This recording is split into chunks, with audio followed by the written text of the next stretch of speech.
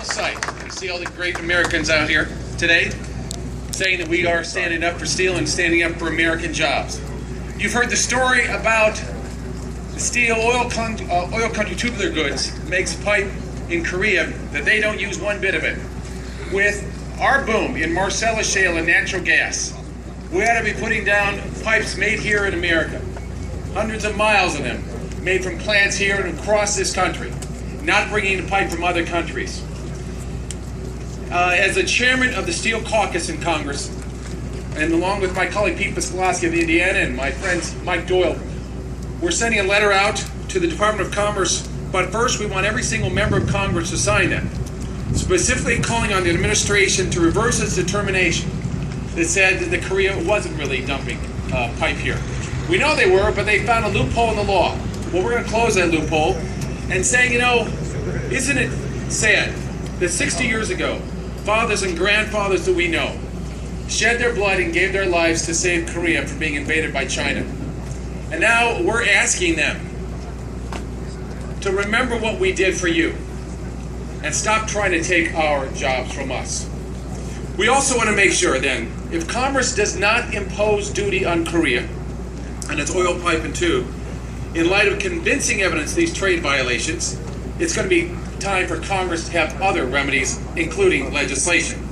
Now, 40 years ago, America produced and consumed 137 million tons of steel.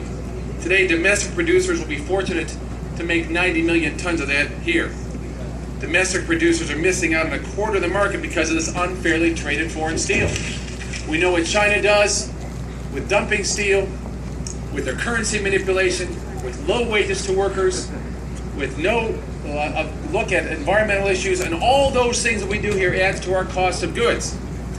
Well, America is not going to let that happen anymore. And now with the announcements today of clear and convincing evidence that China has been spying on and stealing patented information from local companies such as Westinghouse, ATI, and U.S. Steel, the steel workers, and others, and finding out not only our trade secrets, but also spying into legal matters while we were fighting these issues with regard to dumping. They were spying in our records and using that as more ways of bypassing our laws. We're not going to put up with this anymore. And so I want to make sure this. In addition to legal actions that Eric Holder is taking now, I'm asking today, and I'm sure my colleagues will ask this as well, that we want the Department of Commerce and the Department of Justice to also say that they're going to bring this case before the International Trade Commission and say that anything made by China that has been obtained using the techniques, the information they obtain from their cyber spying, not one bit of that is allowed to cross our borders and be sold in the United States.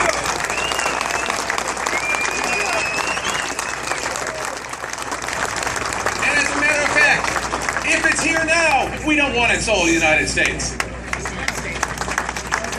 We'll also make sure, we like to make sure that any federal appropriations that are out there is going to buy anything made through any process that China has stolen from us, that none of your tax dollars are going to go to buy any of that either. The degree to which the Department of Justice has pursued this hacking case, we want them to use that same zeal and energy to pursue all these other criminals involved with stealing our jobs. Let's continue to work on this together. We caught them red-handed, folks, and we're not giving up without a big fight. In fact, we're not giving up at all. Thanks very much.